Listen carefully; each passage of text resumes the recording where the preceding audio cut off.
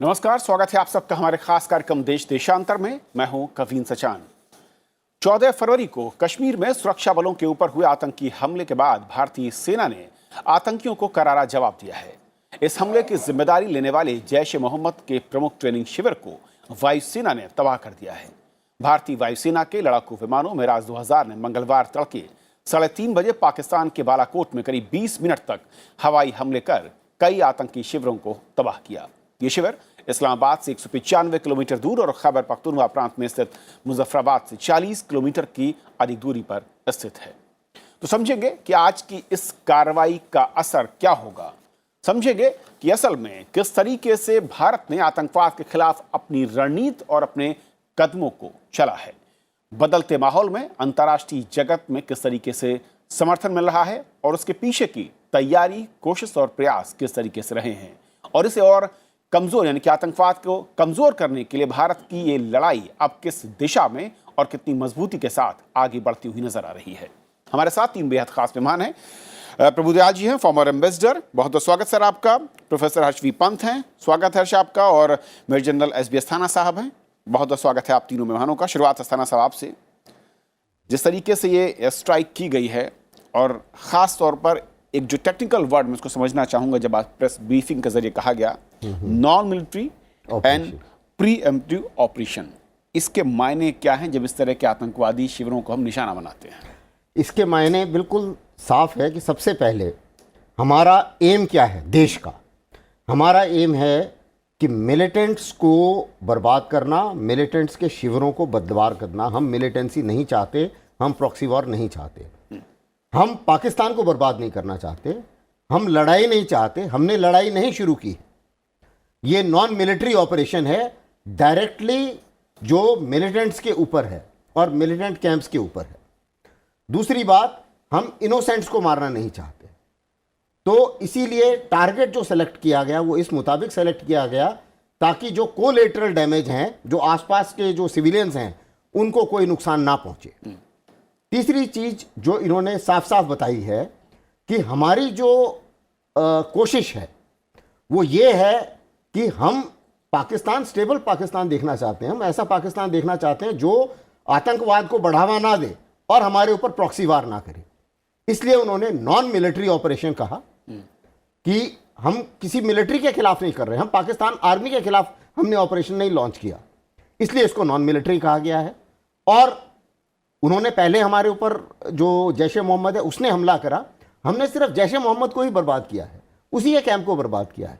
तो एक limited pin pointed M के साथ हम लोग गए हैं और उस एम को बखूबी हमारी वायुसेना ने और सारी एजेंसीज, ये अकेले वायुसेना का कोऑर्डिनेशन सबको मिला, हाँ, पूरा कोऑर्डिनेशन सिनर्जी के साथ एक साथ मिलके, क्योंकि इसमें इंटेलिजेंस भी चाहिए, इसमें सर्वेलेंस भी चाहिए, इसमें एस्कॉर्ट वो हवाई जहाज भी चाहिए, इसमें जो हवाई जहाज हैं उनके जो लेज़र गाइडेड बम हैं वो भी चाहिए, उसका ऊपर कैसे वो किया जाएगा, पिन पॉइंट जो टारगेट है उसके जो सैटेलाइट से भी उसी मुताबिक चाहिए। टेक्नोलॉजी का इस्तेमाल पूरा किया गया है और साथ ही साथ जो लाइन ऑफ कंट्रोल है उसके ऊपर हमारी तैयारी पूरी होनी चाहिए, क्योंकि किसी भी तरीके से रिटेलिएशन आ सकता है और हम उनको सरप्राइज करने में कामयाब रहे। क्योंकि अभी आप ये देखिए, उन्होंने ये उम्मीद की थी पहले अपने सर्जिकल स्ट्राइक हुई, वो अपने कैंप पीछे ले गए थोड़ा। उनको ये उम्मीद थी कि ये पाकिस्तान ऑक्युपाइड कश्मीर पे करेंगे, इसलिए उन्होंने इस बड़े कैंप को जो है खैबर पख्तूनख्वा में रखा हुआ है। कश्मीर के सारे जो जाते हैं ये कॉल्स जब हम ट्रेस करते हैं वो पहुंचती हैं इस वाले कैंप में जो बर्बाद किया गया है। तो हमें पता था कि ये खैबर पख्तूनख्वा में है। अब हमने ये उनकी मिथ तोड़ दी है कि हम वहां जा सकते हैं, हम ना सिर्फ पीओके, हम वहां भी जाएंगे, जहां मिलिटेंट मिलेगा हम वहीं मारेंगे, जहां कैंप होगा। प्रभुदयाल जी, 2 बहुत अहम चीज़ें समझना चाहूँगा कि जब भी मैंने देखा कि इस तरह के ऑपरेशंस जिन्हें बिल्कुल ठीक डिस्क्राइब किया सर ने कि प्रिमिटिव और नॉन मिलिट्री ऑपरेशंस हैं, उससे पहले हमें काफ़ी तैयारी करनी पड़ती है राजनयिक स्तर पर। दुनिया का समर्थन, अलग अलग जो मंच है उन पर हमारा एक तरीके से जो पेशबंदी है वो करनी पड़ती है। इसे आप कैसे देखते हैं? और इस स्ट्राइक से पहले जो तमाम प्रयास हैं, ये कहा जाए कि पूरे सफल रहे, उसके बाद हमने इस कदम को आगे बढ़ाया है? देखिए ये नॉन मिलिट्री ऑपरेशन तो है, लेकिन पाकिस्तानी मिलिट्री को ये एक बड़ा संकेत है कि हम अब कोई नॉनसेंस आपकी बर्दाश्त नहीं करेंगे, क्योंकि ये बात तो वाज़ेह है कि ये जो टेररिस्ट आउटफिट्स हैं ये पाकिस्तान आर्मी के ही कहने पर सब कार्य करते हैं। पाकिस्तान आर्मी ही इनके ट्रेनिंग कैंप्स वगैरह सब लगाती है और ये टेररिस्ट ऑर्गेनाइजेशन और पाकिस्तान आर्मी में बड़ी साठगांठ है। तो कार्रवाई हमने इनके जो अड्डों पे की है, जो टेररिस्ट ऑर्गेनाइजेशंस पे, लेकिन पाकिस्तान आर्मी को बड़ा क्लियर सिग्नल गया है कि हमको ऐसा ना समझो कि हम तुम्हारे खिलाफ चुप बैठेंगे, हम जरूरत पड़ी तो हम तुम्हारे खिलाफ भी कार्रवाई करेंगे। अब जहां तक डिप्लोमेटिक प्रिपरेशन की बात है, हम तो ये डिप्लोमेटिक प्रिपरेशंस काफी अरसे से कर रहे हैं, ग्लोबल ओपिनियन को सेंसिटाइज कर रहे हैं कि देखिए पाकिस्तान इस तरह के आतंकवादी हमारे कार्रवाई हमारे खिलाफ करता रहता है। हाल फिलहाल अभी हमने ये काफ़ी तेज़ कर दी। आपको पता होगा कि यूएन सिक्योरिटी काउंसिल में जो जैश ए मोहम्मद के खिलाफ जो एक रेजोल्यूशन स्टेटमेंट जो अडॉप्ट किया गया है, वो फ्रांस ने स्पॉन्सर किया और को स्पॉन्सर उसको यूके और यूएसए ने किया और वो यूनानिमसली पास हुआ। ये उम्मीद थी कि शायद चाइना जो उसमें कुछ अड़ंगे लगाएगा, लेकिन चाइना ने भी ये समझ लिया कि जो इंटरनेशनल ओपिनियन है वो इस बात पे क्लियर है कि ये टेररिस्ट ऑर्गेनाइजेशंस पाकिस्तान से ऑपरेट कर रहे हैं, इन पे पाबंदी लगाना जरूरी है और जैश ए मोहम्मद का नाम लेके उसमें कहा गया। तो ग्लोबल ओपिनियन को सेंसिटाइज करने का काम तो हम काफ़ी पहले से कर रहे हैं और तैयारी हुई है। तभी आप ये देखिए कि पाकिस्तान जो है अब फाइनेंशियल एक्शन टास्क फोर्स के दबाव में है, उस पर ये जोर लग रहा है कि वो टेररिस्ट फाइनेंसिंग को रोके, क्योंकि ये हमारी कोशिशें रही हैं दुनिया को बताने के लिए वाज़े तौर पर कि पाकिस्तान से जो ये आतंकवादी गतिविधि हो रही हैं हमको तो नुकसान पहुंचा ही रही हैं, आपको भी ये नुकसान पहुंचा रही हैं और पहुंचाती रहेंगी। और पाकिस्तान की जो हरकतें हैं उनसे अमेरिका भी बिल्कुल क्लियरली सेंसिटाइज हो गया है, क्योंकि प्रेसिडेंट ट्रंप के जो बयान आए हैं उसमें ये वाज़ेह होता है कि पाकिस्तान से टेररिज्म जो उत्पन्न हो रहा है उसके खिलाफ वो बड़ा कड़ा रुख अडॉप्ट करना चाहते हैं। और मैं ये भी कहूँगा कि नेबरिंग कंट्रीज पाकिस्तान के, न सिर्फ भारत, अफगानिस्तान और ईरान भी इससे बहुत अफेक्टेड है। ईरान में एक टेररिस्ट एक्ट हुआ जैसा हमारे पुलवामा में हुआ, ऐसे ईरान के जो रेवोल्यूशनरी गार्ड थे उनकी बस को ब्लो अप किया गया। ईरान ने कहा कि ये सब टेररिस्ट एक्टिविटी पाकिस्तान से हुई। अफगानिस्तान भी काफ़ी ज़माने से कह रहा है। तो नेबरिंग कंट्रीज के साथ भी हमारा बड़ा तालमेल रहा है और उनको भी हमने पूरी तरह से सेंसिटाइज करके रखा है कि देखिए ये जो हमारा पड़ोसी मुल्क है, हमारा आपका, ये कितना शैतान है, इसको रोकना बहुत ज़रूरी है। ओके हर्ष, जिस तरीके से, क्योंकि अब तक जब हम बात करते थे कि पीओके की बात होती थी कि जो जैसा कि कहा सर ने कि जो एलओसी के आसपास कैंप थे उनको पीछे करने की कोशिश की गई, जिस तरीके से भारत ने पिछली बार जो सर्जिकल स्ट्राइक की थी, लेकिन ये जो बालाकोट में जिस तरीके से वायुसेना ने जो एक मैं कहूँ कि जवाब दिया आतंकी शिविर को नष्ट करके, इसका संकेत के तौर पर और इसकी इम्प्लीकेशंस अगर मैं कहूँ अंतर्राष्ट्रीय स्तर पर वो किस तरीके से देखते हैं और उसकी जो घेरबंदी है वो कितनी मजबूत है अब? देखिए, मुझे ऐसा लगता है कि ये इंडियन डिप्लोमेसी का one of the finest hours है, क्योंकि दो चीज़ें हुई हैं, मिलिट्री का और इंडियन डिप्लोमेसी का कोऑर्डिनेशन। एक स्टेट जब ऑपरेट करती है तो वो साइलोज में नहीं करती, और मेरे ख्याल से पहली बार हम ये देख रहे हैं कि जो सारे स्टेट के जो पार्ट्स हैं वो एक साथ कोऑर्डिनेटेड तौर पर कैसे काम कर रहे हैं। तो जब आप कहते हैं फाइनेंशियल एक्शन टास्क फोर्स में हो रहा है, हम चर्चा हो रही है, आईसीजे में हम लड़ रहे हैं पाकिस्तान से, हम पाकिस्तान को अपने बायलैटरल डिप्लोमेटिक रिलेशंस, तो अब आप अगर गौर करें तो जो सऊदी के साथ हमारा जॉइंट स्टेटमेंट आया वो कितना इंपॉर्टेंट था, उसकी वैल्यू अब पता लग रही है कि उसमें हमने, कई लोगों ने क्रिटिसाइज किया कि पाकिस्तान का नाम नहीं लिया, और उसमें भी यूएन सिक्योरिटी काउंसिल में भी पाकिस्तान का नाम नहीं लिया गया, लेकिन वो रेजोल्यूशन इंपॉर्टेंट है क्योंकि जॉइंट स्टेटमेंट में सऊदीज हमारे साथ खड़े होकर कह रहे हैं कि आपके पास पूरा राइट है अपनी सिक्योरिटी के लिए लड़ने का, और जो स्टेट स्पॉन्सर कर रहे हैं इंफ्रास्ट्रक्चर उन पर दबाव बनाया जाए। यूएन सिक्योरिटी काउंसिल ये बात आपसे कह रही है। तो अब आप जो विजय गोखले जी का स्टेटमेंट पढ़ें तो वो इसी तरह जस्टिफाई कर रहे हैं। वो कह रहे हैं हमने तो प्रीएम्प्टिव मेजर लिया जेएम के खिलाफ, हमने पाकिस्तान को इन्फॉर्मेशन दी थी, उसने एक्ट नहीं किया, हमको बचाना था अपने आप को, हमने प्रीएम्प्टिव एक्शन ले लिया। तो मुझे लगता है वो जो एक कोऑर्डिनेटेड वे में इंडियन स्टेट ने इसमें ऑपरेट किया है, और एक जो मैसेज पाकिस्तान के पास गया कि वो हमेशा बात क्या होती थी पाकिस्तान के साथ कि कुछ पाकिस्तान के पास इसको ड्राइव, ये एजेंडा ड्राइव करने के कीज थे।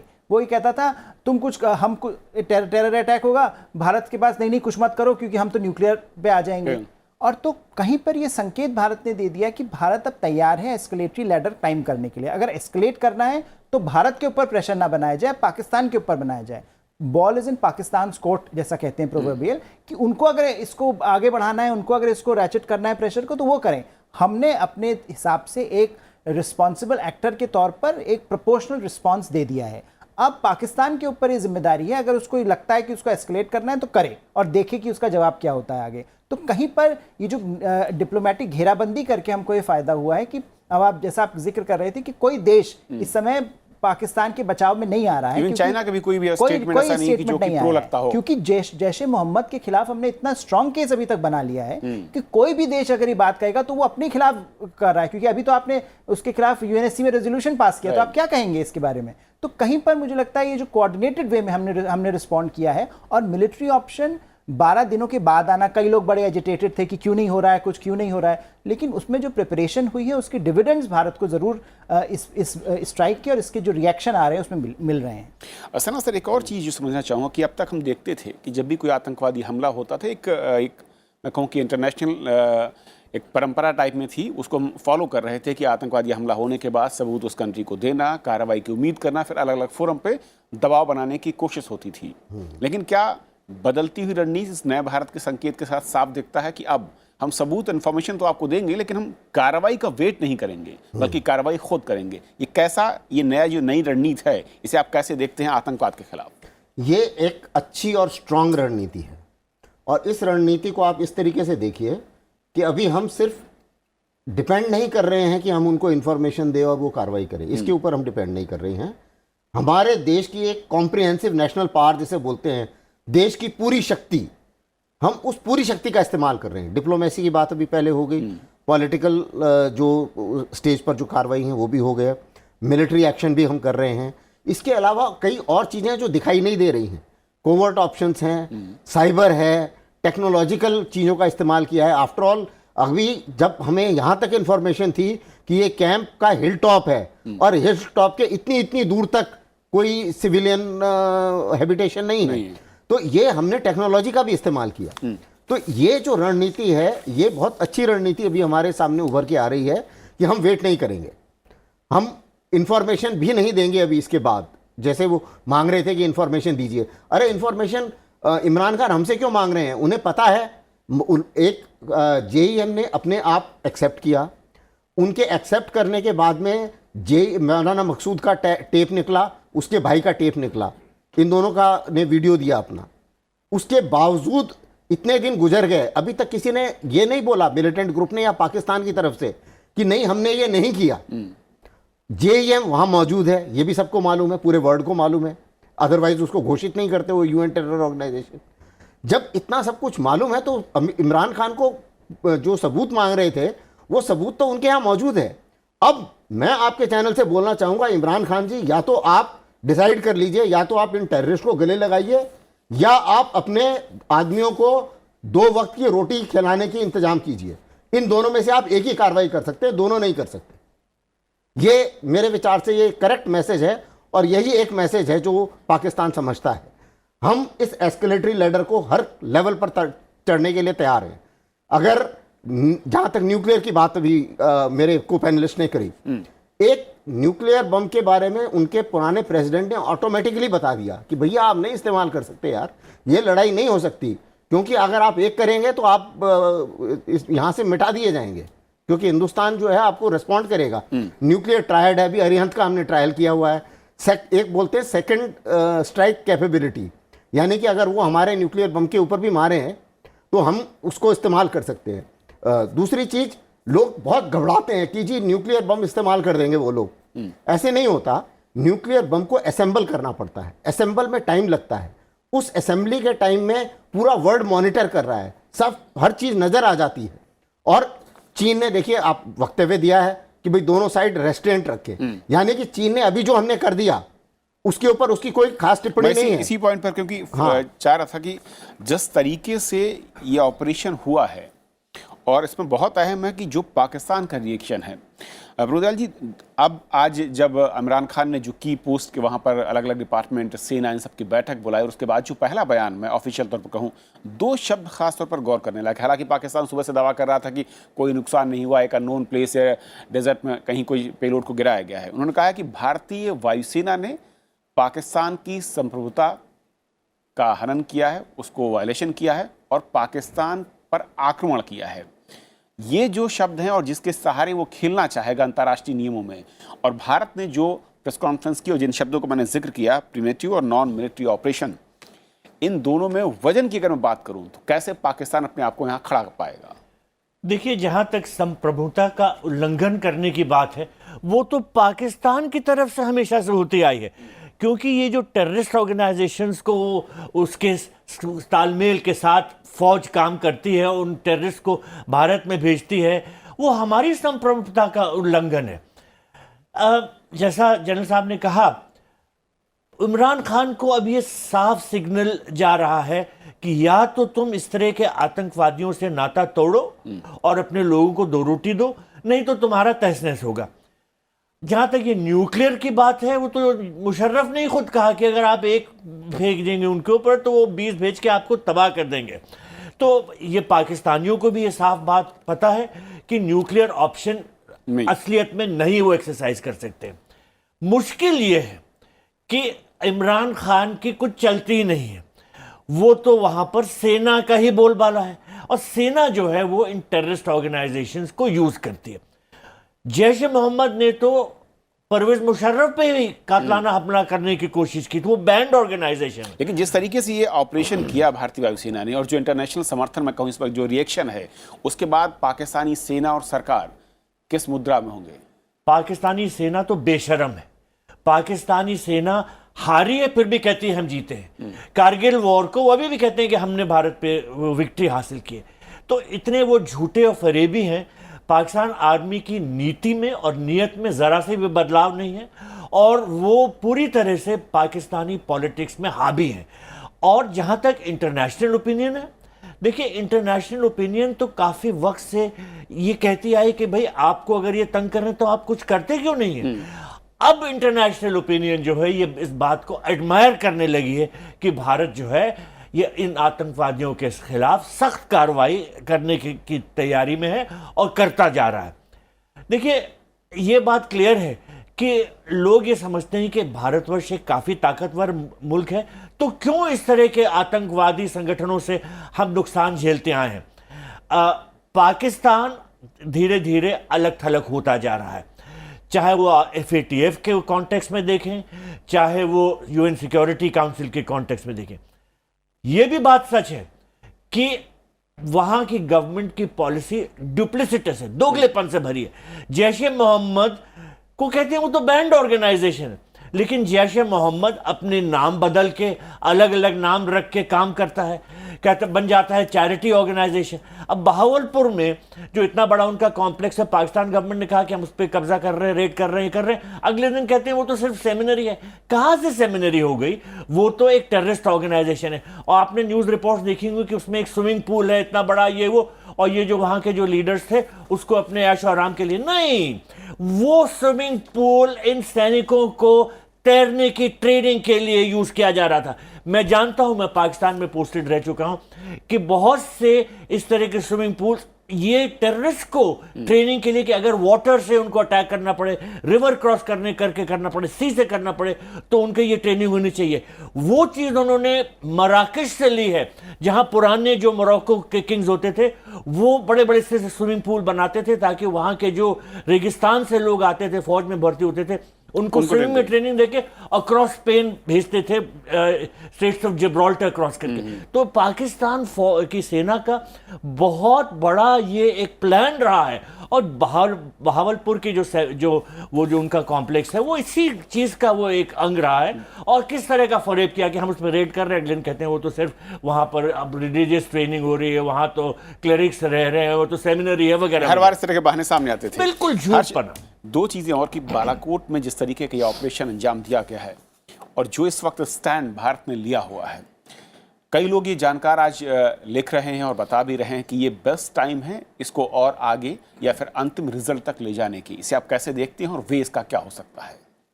देखिए, इसमें तो कोई शक नहीं कि आप किसी भी इस तरह की कैंपेन को वन ऑफ नहीं मान सकते, क्योंकि जैसा कि अभी एम्बेसडर साहब जिक्र कर रहे थे, पाकिस्तान का जो स्ट्रक्चरल प्रॉब्लम है कि इंस्टीट्यूशंस ऑफ मिलिट्री जो हैं उसके, आईएसआई और मिलिट्री, उसका जो नेक्सस है टेररिज्म के साथ वो इतना गहरा है कि आप उसको एक वन ऑफ स्ट्राइक में नहीं तोड़ सकते।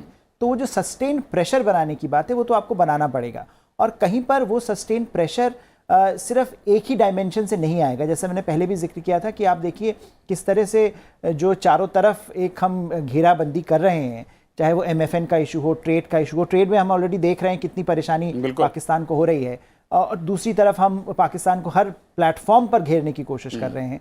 तो वहाँ पर मुझे लगता है मल्टीपल डायमेंशन से ही आप इसको काउंटर कर पाएंगे। लेकिन ये बात बिल्कुल सही है कि ये वन ऑफ स्ट्राइक न समझी जाए, क्योंकि ये एक सस्टेन कैंपेन है पाकिस्तान के खिलाफ कि पाकिस्तान अगर अपनी हरकतों से बाज नहीं आता है तो भारत के ऑप्शंस खुले हैं। और ये संकेत भारत ने पहले 2016 में दिया, और अब फिर भारत ने ज़्यादा पावरफुली अब की बार दिया, क्योंकि इंडियन एयरफोर्स ने क्रॉस किया बॉर्डर को और अंदर तक घुसी और वहाँ पर अपना काम करके वापस लौट गई। तो कहीं पर ये जो मैसेज जा रहा है कि आप अगर ये अपनी हरकतों से बाज नहीं आएंगे तो भारत अपने ऑप्शंस को बढ़ाएगा और आपको एस्केलेटरी लैडर क्लाइंब करनी पड़ेगी। पहले जैसा आप अभी जिक्र कर रहे थे, पहले ऐसा होता था कि ज़रा सी कुछ बात हुई, सारा इंटरनेशनल कम्युनिटी भारत के पास आ जाता था, नहीं डी एस्केलेट करो, ये आपकी रिस्पॉन्सिबिलिटी है, बातचीत करिए, बातचीत से समस्या का समाधान हो जाएगा। मुझे लगता है भारत ने बड़ा अच्छा दाव इस समय ये खेला है कि भारत दो तरह से पोजीशन कर रहा है अपने आप को। एक as a responsible global actor, तो उसमें हम FATF में लड़ रहे हैं, हम ICJ में जा रहे हैं, हम दुनिया भर के लोगों को बता रहे हैं, एविडेंस दिखा रहे हैं। दूसरी तरफ हम बायलैटरली, जिसका आप जिक्र कर रहे थे, कि अपने आप अपनी सुरक्षा की जो हमारे हित हैं उनको प्रोटेक्ट कर रहे हैं। ये दोनों चीज़ें ज़रूरी होती हैं, क्योंकि अगर आप सिर्फ दूसरों के ऊपर निर्भर करेंगे तो वो सुरक्षा आपको कभी नहीं मिलेगी। तो वो जो बदलाव भारत की रणनीति में आ रहा है, वो न सिर्फ भारतवासी अप्रिशिएट करेंगे, बल्कि वो जो वर्ल्ड कैपिटल्स में जिनका आप जिक्र कर रहे थे, जो अभी काफ़ी समय से कहा जाता था कि भारत क्यों नहीं कुछ करता, अगर इतना इंपॉर्टेंट आपके लिए है तो आप कुछ कीजिए भाई, आप क्यों बैठे हैं। तो मुझे लगता है वो मैसेज भी चला गया कि भारत अब पूरी तरह सक्षम है इसको करने में, और जो न्यूक्लियर ब्लफ था पाकिस्तान का, उसको हमने कॉल किया है। तो वो अब इंटरेस्टिंग होगा देखना कि किस तरह से प्ले करते हैं। जैसा आपने कहा, पहले तो उन्होंने कहा कुछ हुआ ही नहीं, फिर उन्होंने कहा नहीं अब हम इंटरनेशनल कम्युनिटी में जाएंगे और हम बताएंगे किस तरह से भारत ने हमारे संप्रभुता को वो किया है, उसका उल्लंघन किया है। तो कहीं पर वो अब इंटरनेशनल लॉ की बात कर रहे हैं, लेकिन वहाँ पर भी हम प्रिएम्प्टिव हो गए। जो विजय गोखले जी का स्टेटमेंट है वो पूरा इंटरनेशनल लीगली से भरा हुआ है। उन्होंने ये बात बिल्कुल इंटरनेशनल लॉ में किस तरह से आप भारत अपने आप को डिफेंड कर सकता है वो उन्होंने बता दिया है। तो पाकिस्तान के पास कोई बहुत सारे ऑप्शंस अवेलेबल नहीं है। बिल्कुल, और इसीलिए शायद आज जो हम बयान देख रहे हैं अलग अलग देशों की ओर से जो बयान आए, उसमें साफ तौर पर दो बहुत अहम बातें कही गई हैं। पहली ये कि भारत के पास विकल्प है और उसके आत्मरक्षा का अधिकार है और उसे आतंकवादियों के खिलाफ कार्रवाई करने का पूरा अधिकार है। और दूसरा ये कि भारत तय करेगा कि उसे आतंकवादियों से कैसे निपटना है। एक आखिरी सवाल सर, कि जब इस तरह के हम ऑपरेशंस को देख रहे हैं और आज इसकी चर्चा हो रही है, कितने मुश्किल और भविष्य के लिहाज से, क्योंकि हम कल्पना नहीं कर सकते कि किस तरीके से रिएक्ट करती है, लेकिन चैलेंजेस जो होते हैं इस तरह के ऑपरेशन में वो कितना बड़ा होता है? देखिए, इन ऑपरेशंस में चैलेंजेस काफ़ी होते हैं, क्योंकि एस्केलेशन किस तरीके से होगा, किस डायमेंशन में होगा, इसके बारे में कुछ कहा नहीं जा सकता। लेकिन हम लोग क्या करते हैं कि जब भी इस किस्म का ऑपरेशन करते हैं, हर किस्म के तरीके को वॉर गेम करते हैं। मतलब हम ये समझ के कि ओके, एक साइड पाकिस्तानी है, उसके पास पाकिस्तानी का क्या पूरा साजो सामान देके वो साइड ये डिसाइड करेगी हम लोग आपस में वॉर गेम करेंगे कि भाई अगर इसने ये करा तो मैं ये करूँगा, इसने ये करा तो मैं ये करूँगा। इस किस्म से हम तकरीबन सारी ऑप्शंस को इस्तेमाल कर लेते हैं। अभी आप देखिए, हमारे पास सारी ऑप्शंस टेबल के ऊपर हैं। प्रधानमंत्री ने बोला था खुली छूट दी गई है। एक मैंने जो डिप्लोमेट मैगजीन है उसमें एक हिंदुस्तानी ने किसी ने एक आर्टिकल लिखा है और उसने कई सारी ऑप्शंस किए जिसमें नेवल ब्लॉकेड के बारे में भी कहा है। तो सारी ऑप्शंस अभी टेबल के ऊपर हैं। ऑप्शंस के ऊपर मैं ज़्यादा बात नहीं करूंगा टीवी चैनल के ऊपर, लेकिन चाहे वो किसी भी तरीके से एस्केलेटरी लेडर को क्लाइम करने की कोशिश करें, जोखिम भरा काम होता है, लेकिन जोखिम उन्हें उठाना पड़ेगा। उसकी कॉस्ट बहुत हैवी है। आज की डेट में उनके पास पैसे नहीं है इसको इस एस्केलेटरी लैडर के ऊपर चढ़ने के लिए। तो उसके लिए हम उस कॉस्ट को बियर कर सकते हैं, तो उन्हें करने दो, वो जितना मर्जी एस्केलेटरी लैडर क्लाइंब करें, हम हर रेस्पॉन्स के लिए तैयार हैं, हम उस कॉस्ट को झेलने के लिए तैयार है, वो उस कॉस्ट को झेलने के लिए तैयार नहीं है। ये सबसे बड़ी इंपॉर्टेंट ये बहुत बड़ा फर्क है। बहुत बहुत शुक्रिया आप तीनों मेहमानों का हमारे साथ इस चर्चा में शामिल होने के लिए। जैसे कि हमारे पैनलिस्ट ने कहा कि पाकिस्तान की ओर से आतंकवाद को जिस तरीके से समर्थन दिया गया और भारत ने साफ कर दिया था कि आतंकवाद के खिलाफ लड़ाई निर्णायक मोड़ तक जाएगी और हम तय करेंगे कि उन्हें कहां पर किस तरीके से खत्म करना है। और इसीलिए भारत की ओर से जब आज प्रेस कॉन्फ्रेंस हुई उसमें साफ तौर पर कहा गया कि ये एक नॉन मिलिट्री ऑपरेशन था और सूचना थी कि वो इस तरह के फैदाइन हमले कर सकते हैं, इसीलिए जानकारी के साथ उन शिविरों को तबाह किया गया है।